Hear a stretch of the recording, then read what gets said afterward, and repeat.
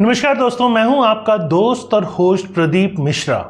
आज हम बात करने वाले हैं प्रॉपर्टी मिश्रा शो में एक बहुत ही मज़ेदार रियल एस्टेट मार्केट। अगर दिल्ली की आप देख रहे हैं तो दिल्ली की रियल एस्टेट मार्केट में एक गेम चेंजिंग न्यूज़ के बारे में। जी हाँ, दिल्ली में प्रॉपर्टी खरीदने, बेचने व इन्वेस्ट करने की सोचने वाले लोगों के लिए ये वीडियो बहुत ही इंपॉर्टेंट है। आज मेरा आपसे ये क्वेश्चन भी है, क्या आपको पता है जल्द ही आपका एड्रेस भी बदल सकता है और इसका डायरेक्ट इम्पैक्ट आपकी प्रॉपर्टी वैल्यू पर भी हो सकता है। तो क्या इसका डायरेक्ट इम्पैक्ट आपकी प्रॉपर्टी वैल्यू पे होगा? दिल्ली को मिलने वाले हैं 2 नए डिस्ट्रिक्ट और 6 न्यू सब डिविजन्स।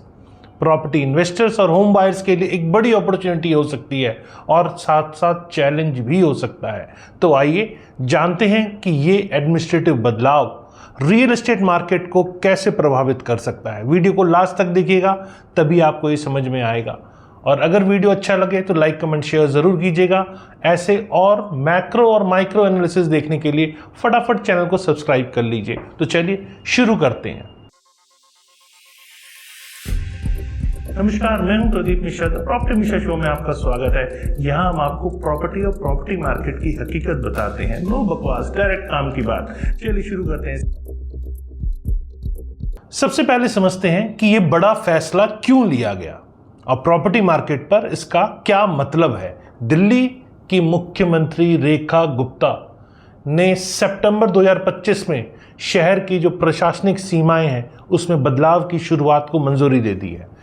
इस ऐतिहासिक निर्णय के बाद दिल्ली में 11 की बजाय अब 13 रेवेन्यू डिस्ट्रिक्ट होंगे और सब डिवीजन की संख्या भी 33 से बढ़कर 39 हो जाएगी।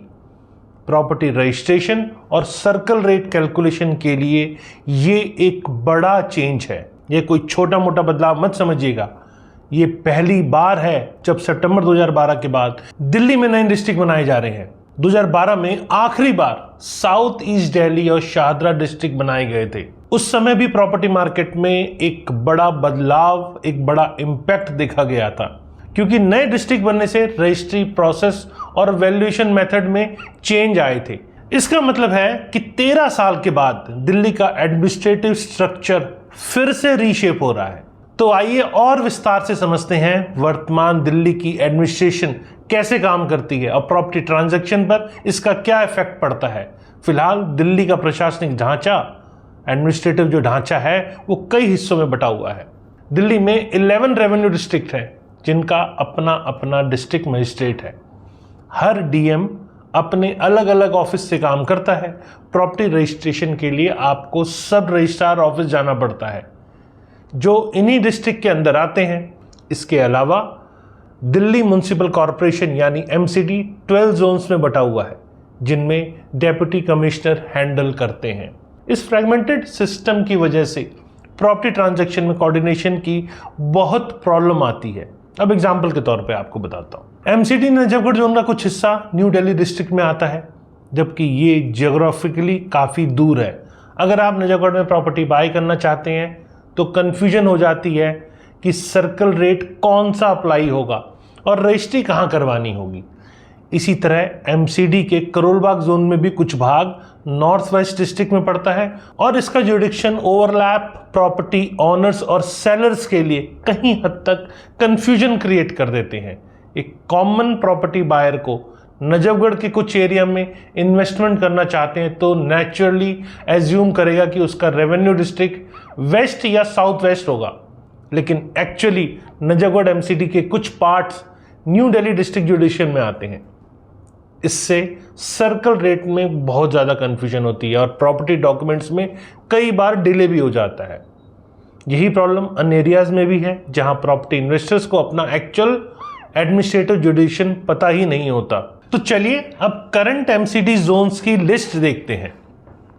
सेंट्रल जोन सिटी सदर पहाड़गंज, करोलबाग, केशवपुरम, नजफगढ़, नरेला, रोहिणी, शाहदरा नॉर्थ, शाहदरा साउथ और वेस्ट जोन है। यही 12 जोन अब रेवेन्यू डिस्ट्रिक्ट के साथ अलाइन हो रहे हैं। रियल एस्टेट मार्केट के लिए ये अलाइनमेंट बहुत बेनिफिशियल होगा क्योंकि प्रॉपर्टी वैल्यूएशन और रजिस्ट्रेशन प्रोसेस स्ट्रीमलाइन हो जाएंगे। अब डॉक्यूमेंट्स के अनुसार एमसीडी का सेंट्रल जोन जो करंटली 4 डिस्ट्रिक्ट हैं जिसके अंदर सेंट्रल, न्यू दिल्ली, साउथ और साउथ ईस्ट को कवर करता है। इन डिस्ट्रिक्ट में अलग अलग सर्कल रेट अप्लाई होते हैं जो कभी कभी कंफ्यूजिंग हो जाते हैं। साउथ जोन भी 4 डिस्ट्रिक्ट में फैला हुआ है, new Delhi, south, south east और साउथ वेस्ट। प्रॉपर्टी इन्वेस्टर्स के लिए ये एडमिनिस्ट्रेटिव कॉम्प्लेक्सिटी बहुत कंफ्यूजन क्रिएट करती है, स्पेशली जब वे मल्टीपल एरिया में कंपैरिजन करते हैं। तो चलिए अब बात करते हैं इस रीस्ट्रक्चरिंग के रियल एस्टेट सेक्टर पर फायदों की। मुख्यमंत्री रेखा गुप्ता ने कहा है realignment improve inter departmental coordination, eliminate और जुडिक्शन ओवरलैप, और इससे quicker redressal of citizens enable हो पाएंगे। और ये सब ग्रीवियंसेस के लिए भी किया जा रहा है। प्रॉपर्टी मार्केट के लिए इसका मतलब है faster property registration, clear circle rate structure और स्ट्रीमलाइन अप्रूवल प्रोसेस। नए स्ट्रक्चर के अंदर डीएम जो डिस्ट्रिक्ट मजिस्ट्रेट हैं को वैसे ही पावर मिलेंगी जैसा अन्य स्टेट्स के डीएम के पास होती हैं। दिल्ली जल board, PWD, social welfare department और जो की डिपार्टमेंट्स के नोडल ऑफिसर्स हैं अब डीएम ऑफिसेज में स्टेशनड होंगे। प्रॉपर्टी डेवलपर्स और बिल्डर्स के लिए ये बहुत बेनिफिशियल होगा क्योंकि मल्टीपल अप्रूवल्स एक ही रूफ के अंदर उन्हें मिल जाएंगे। एनओसीज या बिल्डिंग परमिशन या फिर कोई अन्य क्लियरेंसेस की प्रोसेस है वो स्पीड अप हो जाएंगी। अब छोटे डिस्ट्रिक्ट का मतलब है फास्टर प्रॉपर्टी रजिस्ट्रेशन और स्ट्रॉन्गर ओवरसाइट। गवर्नमेंट का मानना है कि डिस्ट्रिक्ट साइज कम होने से सर्विस डिलीवरी स्पीड हो जाएगी और अकाउंटेबिलिटी भी कहीं हद तक इंप्रूव होगी। प्रॉपर्टी बायर्स और डायरेक्टली डिस्ट्रिक्ट मजिस्ट्रेट के पास रजिस्ट्री डिले या सर्कल रेट डिस्प्यूट्स के साथ जा सकेंगे और उनका क्विकर रेजोल्यूशन हो पाएगा। इस मेजर रीशफलिंग में कुछ डिस्ट्रिक्ट के बाउंड्रीज और नेम्स में कहीं हद तक बड़ा चेंज हो सकते हैं जो प्रॉपर्टी मार्केट को डायरेक्टली इफेक्ट करेंगे। सोर्सेज के मुताबिक शाहदरा डिस्ट्रिक्ट को सबसे ज्यादा चेंजेस का सामना करना पड़ सकता है। यहां तक कि शाहदरा डिस्ट्रिक्ट को कंप्लीटली डिसॉल्व भी किया जा सकता है। अगर आप शाहदरा एरिया में प्रॉपर्टी इन्वेस्टमेंट की प्लानिंग कर रहे हैं तो ये न्यूज इंपॉर्टेंट है। साउथ ईस्ट दिल्ली और आउटर दिल्ली की बाउंड्रीज भी रीड्रॉ हो सकते हैं जिससे इन एरियाज की सर्कल रेट में भी एडजस्टमेंट्स हो सकती हैं। नए डिस्ट्रिक्ट और सब डिविजन्स के नेम उन एरियाज या एमसीडी जोन के आधार पर रखे जाने की संभावना है जिन्हें वो कवर करते हैं। प्रॉपर्टी मार्केट के प्रोस्पेक्टिव से ये नेमिंग भी इंपॉर्टेंट है क्योंकि ये प्रॉपर्टी की लोकेशन वैल्यू को कहीं हद तक इफेक्ट करते हैं। मान लीजिए प्राइम एरिया के साथ वो एरिया जुड़ जाता है तो उसका इफेक्ट कई बार अच्छा देखने को मिलता है, मतलब उसे भी प्राइम एरिया के अंदर काउंट कर लिया जाता है तो उसकी प्रॉपर्टी की वैल्यूएशन भी बढ़ जाती है। Final decision government formal proposal submit करने के समय लेगी। एनडीएमसी एरिया जो कि लुटियन जोन के नाम से भी जाना जाता है और दिल्ली कंटोनमेंट एरिया को न्यू दिल्ली डिस्ट्रिक्ट में इंटीग्रेट किया जाएगा। ये एक महत्वपूर्ण एडमिनिस्ट्रेटिव कंसोलिडेशन होगा और प्रॉपर्टी वैल्यूएशन के लिए भी ये इंपॉर्टेंट है क्योंकि ये प्राइम लोकेशन एरियाज हैं। अब अप्रूवल प्रोसेस की बात करते हैं। रेवेन्यू डिपार्टमेंट ने ऑलरेडी डिटेल्ड प्रपोजल ड्राफ्ट करना शुरू कर दिया है और ये प्रपोजल फाइनेंस और लॉ डिपार्टमेंट्स के कमेंट्स के लिए जाएगा। उसके बाद ये कैबिनेट के सामने प्रेजेंट होगा जिसकी चेयरपर्सन मुख्यमंत्री हैं। प्रॉपर्टी इन्वेस्टर्स को इस टाइमलाइन को ट्रैक करना चाहिए क्योंकि इम्प्लीमेंटेशन फेज में प्रॉपर्टी प्राइजेस में कहीं ना कहीं आपको थोड़ा सा ऊपर नीचे देखने को मिलेगा। कैबिनेट अप्रूवल के बाद प्रपोजल लेफ्टिनेंट गवर्नर के पास फाइनल कंसेंट के लिए जाएगा।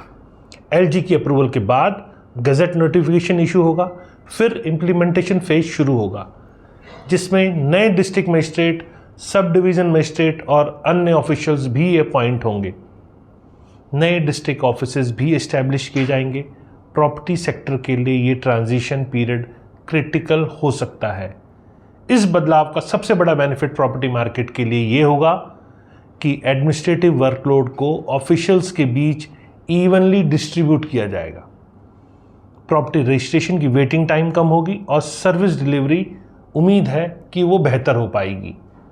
फाइल मूवमेंट भी स्पीड अप होंगे क्योंकि स्मॉलर जुरिडिक्शन को हैंडल करना आसान होता है। सर्कल रेट कैलकुलेशन भी ज़्यादा एक्यूरेट हो सकते हैं।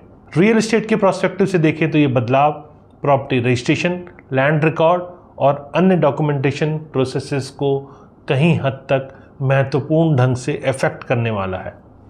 नए डिस्ट्रिक्ट ऑफिसेज बनने से प्रॉपर्टी ऑनर्स को और सेलर्स को अपने नियरेस्ट ऑफिसेज में सर्विसेज मिल पाएंगी। ये स्पेशली बेनिफिशियल होगा उन एरियाज के लिए जहां करंटली लोगों को बहुत दूर के ऑफिसेज में जाना पड़ता है। प्रॉपर्टी इन्वेस्टमेंट के एंगल से देखें तो नए डिस्ट्रिक्ट में बनने से कुछ एरिया में इंफ्रास्ट्रक्चर डेवलपमेंट भी हो सकता है। नए एडमिनिस्ट्रेटिव बिल्डिंग्स, ऑफिसेज और कनेक्टिविटी इंप्रूवमेंट से सराउंडिंग एरिया की प्रॉपर्टी वैल्यू में अप्रिसिएशन भी आ सकती है। अगर हिस्टोरिकली कंटेक्स्ट में देखें तो दिल्ली में डिस्ट्रिक्ट क्रिएशन का ये थर्ड मेजर फेज है। पहले 1997 में 9 डिस्ट्रिक्ट थे और फिर 2012 में 11 हुए और अब 13 हो रहे हैं। 2012 के बाद भी प्रॉपर्टी मार्केट में पॉजिटिव इम्पैक्ट देखा गया था क्योंकि एडमिनिस्ट्रेटिव एफिशिएंसी इंप्रूव हुई थी। ये दिल्ली के ग्रोइंग पॉपुलेशन और एडमिनिस्ट्रेटिव नीड के अकॉर्डिंग नेचुरल प्रोग्रेशन है। करंट दिल्ली डिस्ट्रिक्ट हैं New Delhi, Central Delhi, West Delhi, East Delhi, North Delhi, South Delhi, North West Delhi, North East Delhi और साउथ वेस्ट दिल्ली और साथ में साउथ ईस्ट दिल्ली और शाहदरा भी है। इनमें से कुछ की बाउंड्रीज चेंज होने वाली है जो प्रॉपर्टी एड्रेसिंग और सर्कल रेट कैलकुलेशन को इफेक्ट करेगी।